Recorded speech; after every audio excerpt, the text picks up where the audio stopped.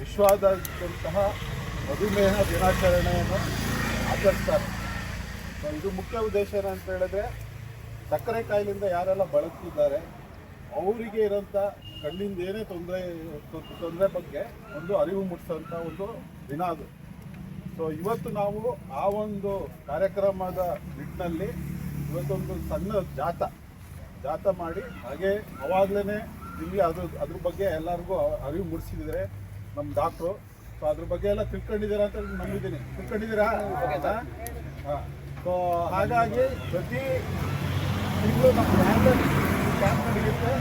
ಈ ಕ್ಯಾಂಪಿಗೆ ಅವಾಗಲೇ ನಾವು ನಿಮಗೆ ಎಲ್ಲ ಮಾಹಿತಿ ಕೊಟ್ಟಿರೋ ಪ್ರಕಾರ ನಿಮ್ಮ ಹಳ್ಳಿಗಳಲ್ಲಿ ನಿಮ್ಮ ಅಕ್ಕಪಕ್ಕ ನೆರೆಹೊರೆಯವರು ಯಾರಿದ್ದಾರೆ, ಈ ಒಂದು ಸಮಸ್ಯೆ ಏನು ಸಮಸ್ಯೆ ಹೇಳಿ? ಶುಗರ್ ಇರೋಂಥ ಪೇಷಂಟ್ಗಳಿಗೆ ಯಾವ ತೊಂದರೆ ಇರುತ್ತೆ ಅಂತ ಹೇಳಿದ್ದೇಳಿ?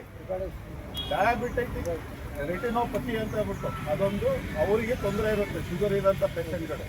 ಸೊ ಹಾಗಾಗಿ ಶುಗರ್ ಇರೋಂಥ ಪೇಷಂಟ್ಗಳಿಗೆ ಆ ಥರ ಕಣ್ಣಿನ ತೊಂದರೆ ಇದ್ದರೆ ಅವಾಗಲೇ ಡಾಕ್ಟ್ರ್ ಹೇಳ್ದಂಗೆ ಮಂಜು ಆಗೋದು, ಮತ್ತು ಕಪ್ಪು ಚುಕ್ಕಿ ಕಾಣಿಸೋದು, ಮತ್ತು ಇದು ಬೆಳಕು ಕಣ್ಣಿಗೆ ಹೊಡೆಯೋದು, ಮತ್ತು ಕಣ್ಣಿಗೆ ನೋವೇ ಇರೋದಿಲ್ಲ.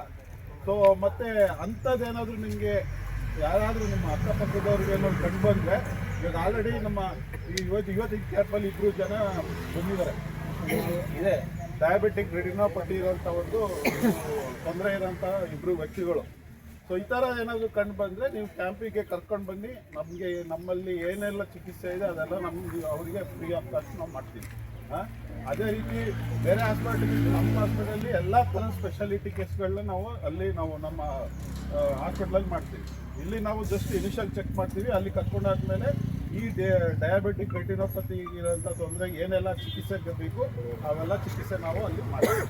ಸೊ ಈ ಒಂದು ಕಾರ್ಯಕ್ರಮದ ಅಂಗವಾಗಿ ಸಣ್ಣ ಒಂದು ಜಾತನ ಇವಾಗ ನಾವು ಪ್ರಾರಂಭಿಸ್ತೀವಿ. ದಯವಿಟ್ಟು ಎಲ್ಲರೂ ಸದಾವಕಾಶ ಆಗಿ ಇದರಲ್ಲಿ ಪಾಲ್ಗೊಳ್ಳಬೇಕಾಗಿ ವಿನಂತಿ. ದಯವಿಟ್ಟು ಎರಡೆರಡು ಲೈನಲ್ಲಿ ನಿಂತ್ಕೊಂಡ್ಬಿಡಿ. ಸ್ವಲ್ಪ ಲೈನ್ ಮಾಡ್ತಾರೆ. ಅದೇ ರೀತಿ ನಮ್ಮ ಬಸ್ಸಲ್ಲಿದೆ, ಹಾಗೇನೆ ಬಸ್ಸಲ್ಲಿ ಬಿಟ್ಟು ನಾವು ಹೋಗೋಣ.